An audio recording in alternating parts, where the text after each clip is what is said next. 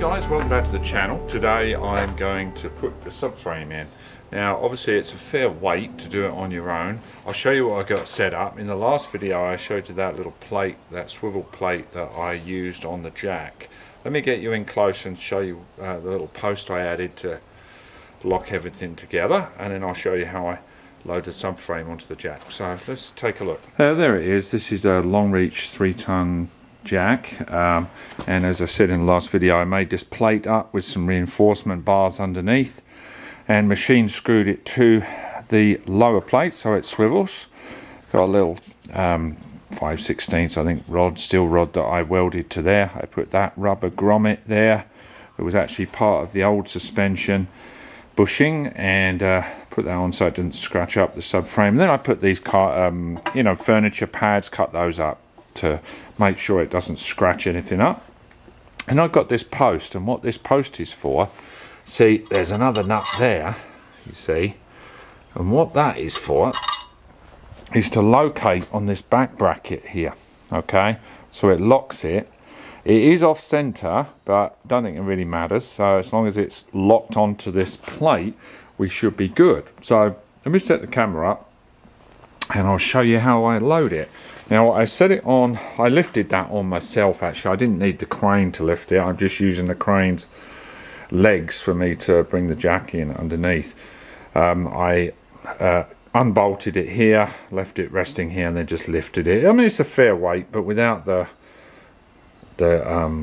rotors and calipers on it, it is manageable. So I set it gently on those two blankets. Let me set the camera up and load this guy on. Right, so I've already measured to the underside of the car, and we need around 30 inches lift to engage these to the mounts that are already on the car, and this should provide us plenty of height for that. So let me bring this in.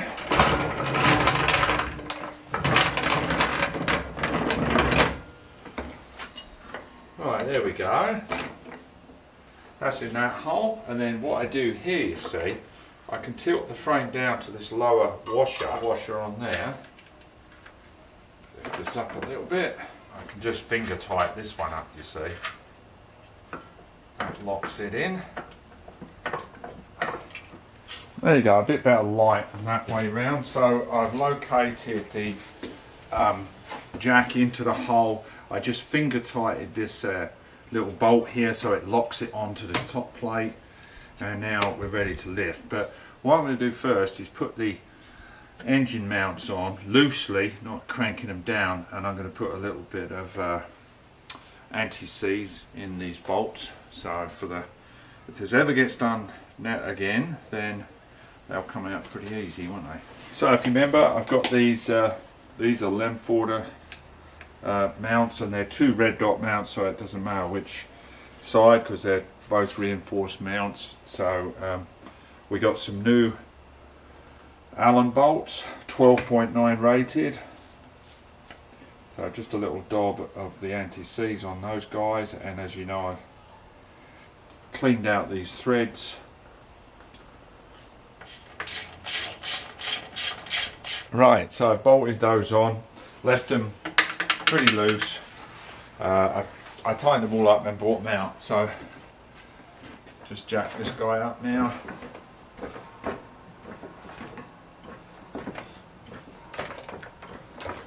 And that should be pretty easy to locate this guy underneath the car. Let's take these off, because what we're going to do is put our support plates on our frame, hang it from that, not those bolts yet, until we get everything squared away. So let's clear under the car.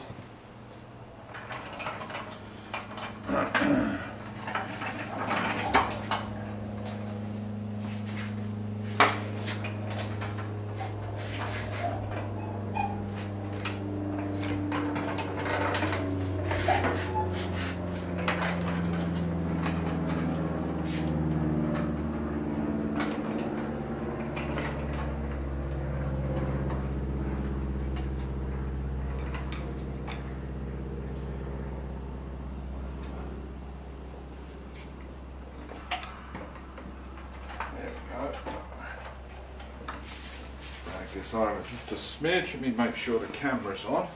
Let me get you in a better position here. Hope you can see that. I'm just cleared the underside of the engine there on that side. It's got to smidge the jack over a little bit.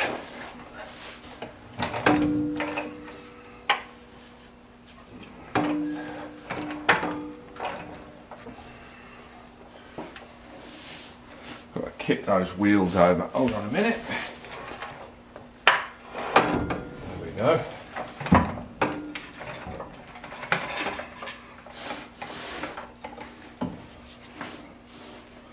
Get over a little bit more.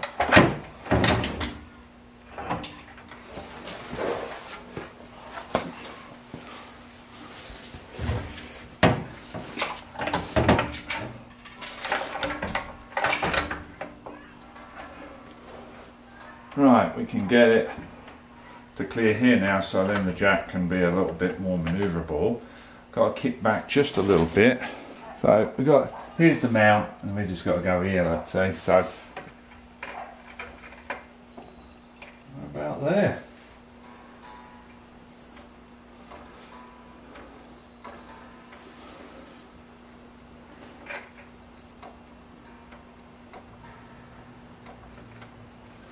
Right, we've contacted this side. Let me just check the other side's in alignment. Right, come over a bit. There we go.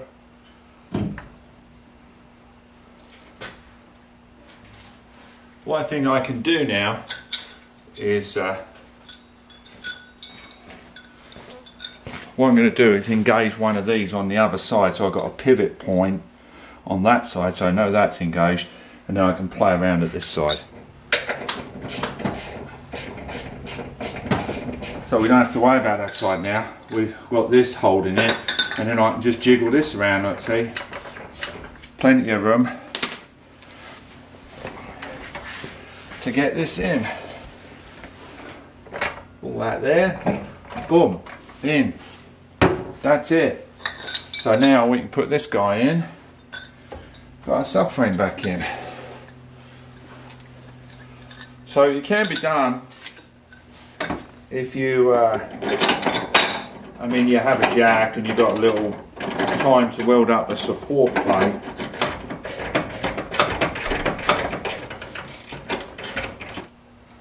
So now, let's lower it just a smidge so it's hanging off of these, and then we can fuss around getting the engine mounts done. So that's the subframe in. Let me fuss around for a few minutes, get those engine mounts on, because they need these heat shields put on. This is all the way into the subframe. This I can raise and lower the subframe. Give it. I'm on the jack at the moment, but I can take this way, give it about 1/4 inch on both sides.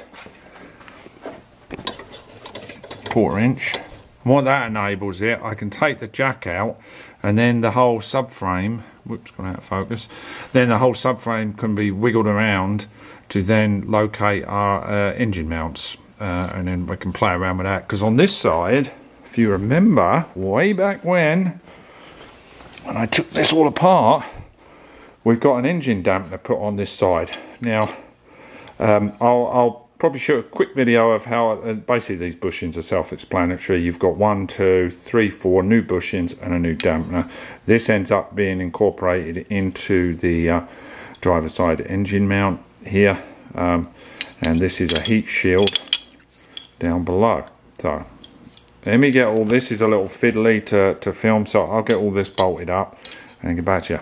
Right, next day now actually, because I had to pack it in last night. It was getting a little dark out here, so this afternoon finished work and I finished bolting off the engine mounts both sides. And like I say, you've got to play around with it a bit because of the taper of the frame. You see, you could get one in and then the other one will fight you, so it's a balance. Get one. I think it's better off getting this side started first, because you have to deal with that engine mount bracket as well as the heat shield. So get that started just a little bit. And what I did, I played around with lowering the engine bit, lifting the frame with the other jack, just played around and had my anchor points, so played with the use of those. stopping the frame from coming down.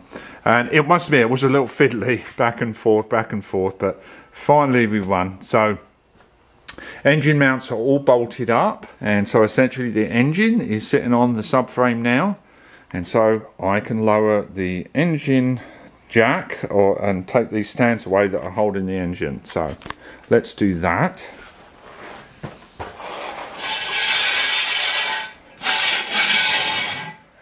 So there it all is, anchored in place. Kind of looks a bit clean in there under all this crap. So anyway, that's okay. It's a daily driver, but we're all set now. We'll get the other engine shock absorber on the other side. That's a simple case of bolting it up. I've got to put a little bolt on the top of that shock absorber, put the heat shield in. Earlier I showed it, it was actually orientated the other way around. The lower bracket that connects to the subframe, not the subframe, the engine mount, excuse me, and then the other one up here is the heat shield. And then there's one sits on the other side that is just a straight bolt on job. So anyway, there we go. Job well done, eh? All down to that little bolt that I couldn't get in to the driver's side engine mount resulted in me pulling it out, rebuilding the whole darn thing, taking forever because of all the other things I've got to do around here. So hope you enjoyed this little series, and what I will do is I will follow up on this when the car is back on the road. I still have to put in the steering pump. I rebuilt that, put a new seal kit in there. That's pretty easy. So I've got to do that. I've got to repair that. Remember a long time ago I found the fuel line was chafing with the handbrake cable. Got a new fuel line to put in there. I'm going to button it all up, take it for a test drive, and then obviously we've got to talk to someone, get an alignment. Brake calipers, probably do a seal kit on those and new pads. I may shoot a video on that, I'll see. So thanks a lot for watching, guys. Hope you enjoyed it and you had fun. This was a fun job, don't get me wrong. Just took longer than I thought. Anyway, thanks a lot for watching, guys, and I'll see you in the next video. Cheers, bye.